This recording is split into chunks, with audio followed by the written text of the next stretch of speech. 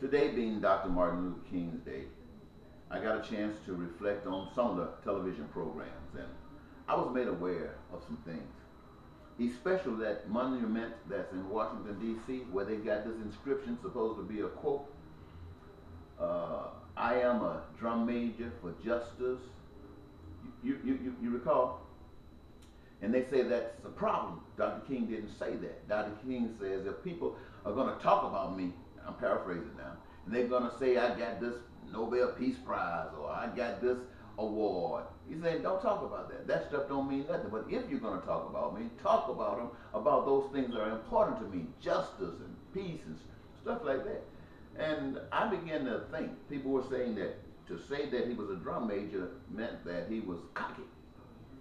Well, when I thought about that, I reflected on myself, and I had to tell myself, I guess I was cocky. I've been cocky for the past 33 years. You see, men like Gandhi, Jesus, Martin Luther King, Malcolm X, and others who put their life on the line, I wanted to be like them. I want to be like them.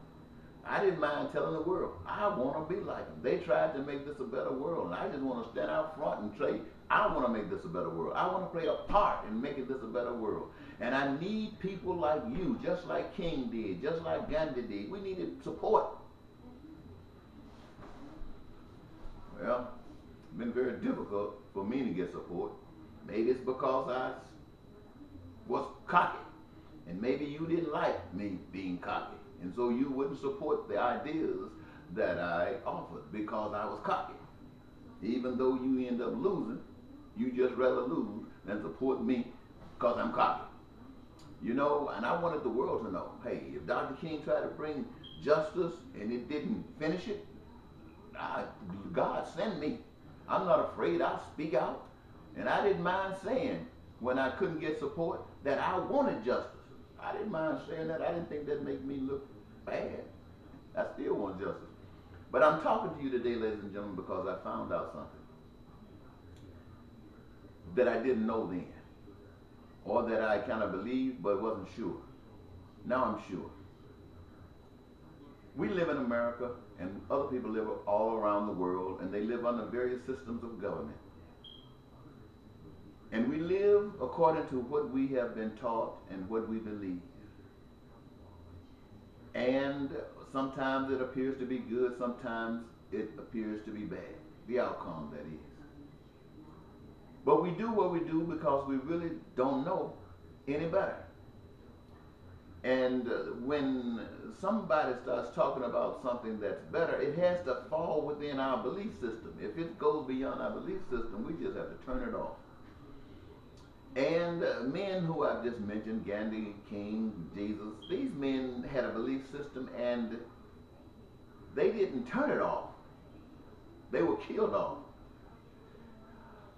I have to say today that what I have learned is this, is that we're in this world to learn. Whatever we have to go through, we are here to learn. And nothing is strange to God. But all of this stuff which is in opposition to God is nothing but a test or a reality to teach us, as any book would, or as any knowledge would, where we're at and where we're going. For those who have a pure heart, they will find the truth, and the truth will set them free. And here's the truth that I found. I don't care if you're a Republican, what you advocate, you believe it. If you're a Democrat, what you advocate, you believe it, even though they're contradictory one to the other. Even though whoever's on the Republican side, whoever's on the Democratic side, they both want the same things. But the requirements for attaining them, as far as our belief systems are, they're different. And we can't, Republicans say we can't do it the Democratic way. The Democrats say we can't do it the Republican way. And why? Because it has never been done. So why should we believe that it's going to be done when we keep on practicing the same things we've been practicing all along?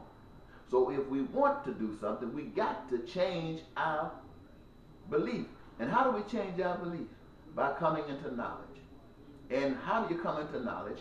By those things that fail, turning them loose and trying something that works. And when you start finding something that works, you put a pin it in your mind, in your heart, on a fad, whatever you got to do, you keep it. Eventually you will lead yourself, or the truth will lead you out of that darkness. What I have learned, and ladies and gentlemen, I know this is going to tear you up. Until this world, until America is freed by the truth, the people freed by the truth, individuals that come into the truth are going to die. Not a natural death. You're going to be killed. Because over here is not a place where God is glorified. Oh, going to church, reading the Bible and all that kind of stuff and praying all the time. These are just little traditions that we do. These are things we believe in. These are things that are, I guess, on the road to knowledge. But there's so many people out there doing it, and we're so far from the truth till I don't even bank on that. So I'm thinking that the masses will not be aware of the truth until the pain and suffering comes to them. I mean, monumental. But in the meantime, individuals have the opportunity to tap into that truth. Now, it's no good to say you have the truth and don't live it. You are worse than the person who doesn't have the truth. To know the truth means that you owe it to yourself and to the one, the power that made that truth available to you to exercise that truth. The truth that you receive is not just for you.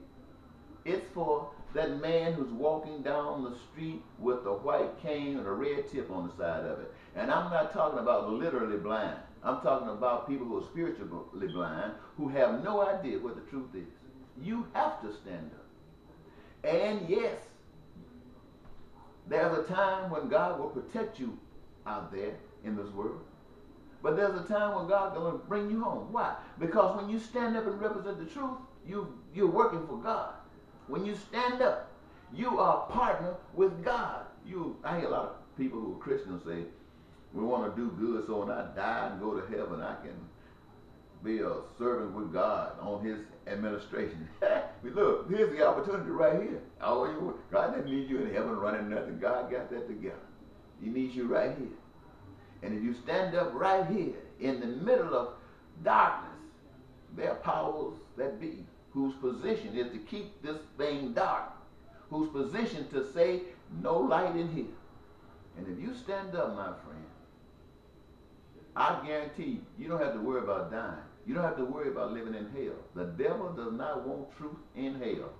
Now the devil will do everything. I'm speaking literally about a devil, as we understand devil to be. Devil does not want any light in his kingdom.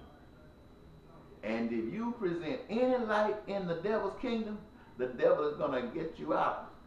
You heard the expression, Jesus went down to and unlocked the doors of purgatory, went down to hell. What does that mean? He didn't go down there with no key. And that the key that he went with was truth. It was light. Somebody said that's why he rose from the dead. I'm not going that far. I'm just saying this. If you want to live, you have to know the truth and let that truth set you free. Now, I know many of you think that death is the worst thing in the world, but I'm going to tell you a secret, ladies and gentlemen, that I have learned. Death is a graduation. Death is an escape from hell. Now, I can't back this up to you because you say I've never died. And I don't know if I have or not. I sure believe I've been somewhere. And I can't convince you, so I'm not going to try to convince you. I'm just going to say this so you can know that somebody believes it. Somebody has said they've taken that belief and transformed it into a knowledge. And you will understand by the way that person walks. Listen to this. The truth will set you free. Getting a lot of money trying to take care of your family in this America is not representative of one that knows God.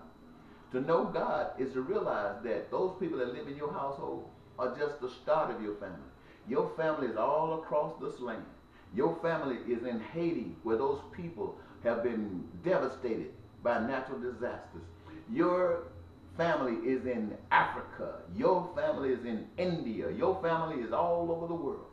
And there's a lot of suffering.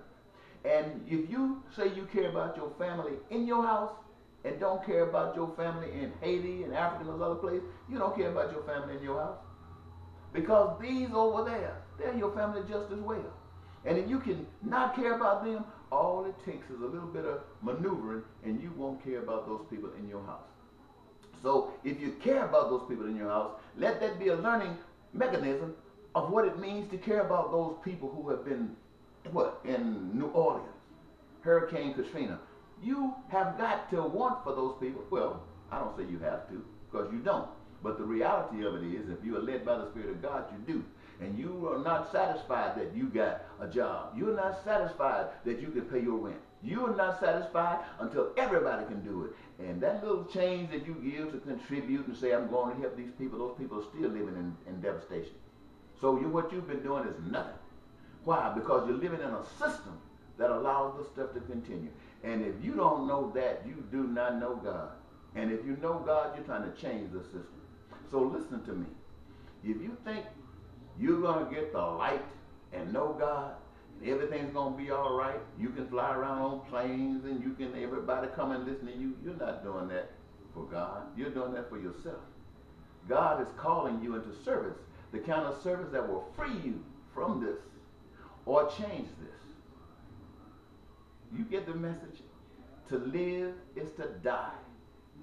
And to live well is to welcome death. For doing good. Not to go picking up a gun killing somebody. You've got to do good. The more good you do, the more worthiness you have to die. Do good and look forward to death. Do good and look forward to death. Do good and look forward to death. Do good and they're going to kill you. If the world don't change and get to be beautiful like you want it to be, I guarantee you they're going to kill you. So look forward to it. Tell your family that you're doing good now. You might not be living too long. You don't know how long it'll take. But you know that the world is going to get better or you're going to die. Teach them to think on God's terms, not on Republican and Democrat. Teach them to think on righteousness, to do good, for that everybody can know God. Teach them so that they can come out of those cradles doing good, expecting the world to change and be beautiful or expecting to die. Come on now. I just told you something nobody has probably ever told you before. Bye-bye.